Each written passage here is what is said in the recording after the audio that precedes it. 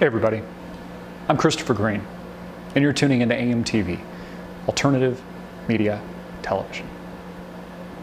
Historic night, a snapshot in time, a moment in history, the eve of September 11th, 2001, the 13th anniversary of which the President of the United States, Barack Hussein Obama, will make a plea for war. The same president that promised anti-war in 2008, more specifically an anti-war in Iraq, a withdrawal, now not only fighting illegal wars in Libya, helping to indirectly murder Libyan leader Muammar Gaddafi, fighting a second illegal war, bypassing Congress again in Iraq, with hundreds of illegal airstrikes targeting the newly fomented Durka boogeyman ISIS. But now a third war, the gross trifecta in Syria. The president, folks, he needs your support. But you see, what Americans fail to realize is that the United States federal government largely responsible for the most violent terrorist organization the world has ever seen, ISIS. Having run the guns, the Obama administration running those weapons of war from Benghazi that made up the scandal well known as Benghazi Gate, the death of Christopher Stevens and several other Americans, arming the same terrorists on the ground, groups like Al-Nusra Front with direct links to Al-Qaeda, helping to foment and spawn what is known as ISIS, or ISIL today. Picking up armaments, weapons of war from the last warmongering administration, George W. Bush, arming themselves with tanks, weapons of war, and military-grade armaments. Now threatening not just the entire Middle East with this Islamic extremism, this caliphate that makes up Iraq and Syria today, but also threatening us here at home in the United States of America. But again, most Americans and the general public failing to ask questions, just like they failed to ask questions on September 11th, post-September 11th, 2001. With two buildings, the World Trade Center at the time, crumbling to the ground after planes smacked into it. And mysteriously, a third building, Building 7, which didn't have a plane hit it, also crumbling to the ground with a perfect demolition unexplainably.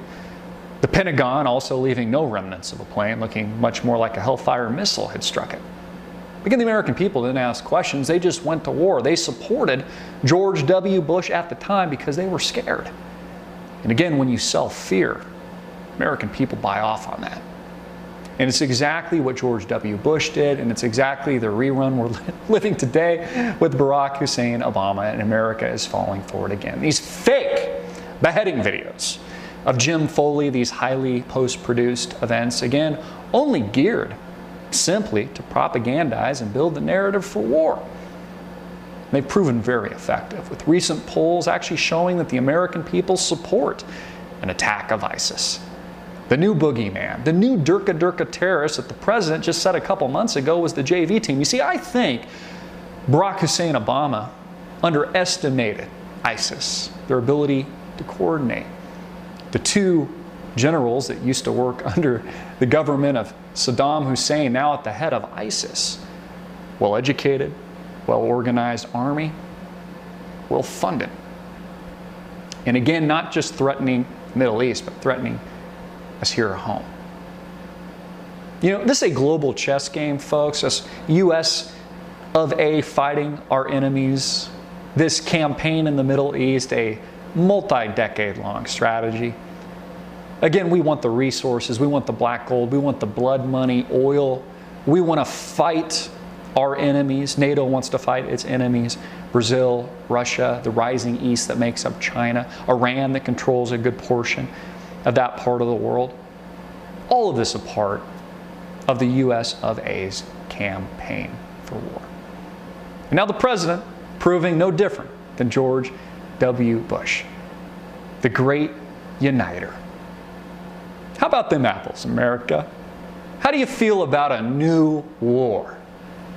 It's only a matter of time before we have U.S. ground troops once again on the ground fighting these terrorists.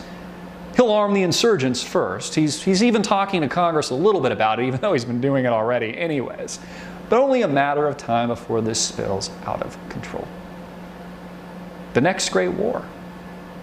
America on the edge of a cliff. The president and the people that he works for, all responsible. You know, people ask me all the time, Christopher, when do you think the next terrorist attack will be? It's not a question of if, it's a question of when. Will it be tomorrow? Will it be in a week? Will it be in a few months? And I fear the second round won't be a couple buildings crashing in New York City. It'll be more like a dozen or so movie theaters, grocery stores, schools in your city, town, or state. Again, striking fear in the hearts of everyday Americans. When the fear alert is high, and again, there's a reason that the president is making this plea for war on the eve of September 11, 2014, the 13th anniversary of the terrorist attacks. Again, not a coincidence, folks. There's a reason for it. All of this a fear campaign. All of this a part of a much larger, intricate agenda. An agenda for war. Gross instability created by your government. These terrorist organizations, a very real threat, catalyzed by the same people now urging you to the battlefield.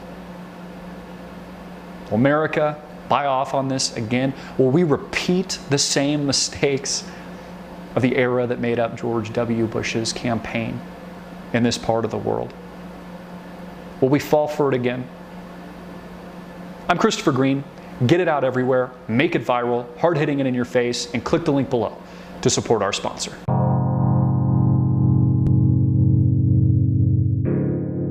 Check out our sponsor, JM Bullion, right now, the most trusted dealer in precious metals, offering a wide selection of products, including silver and gold coins from all of the government mints.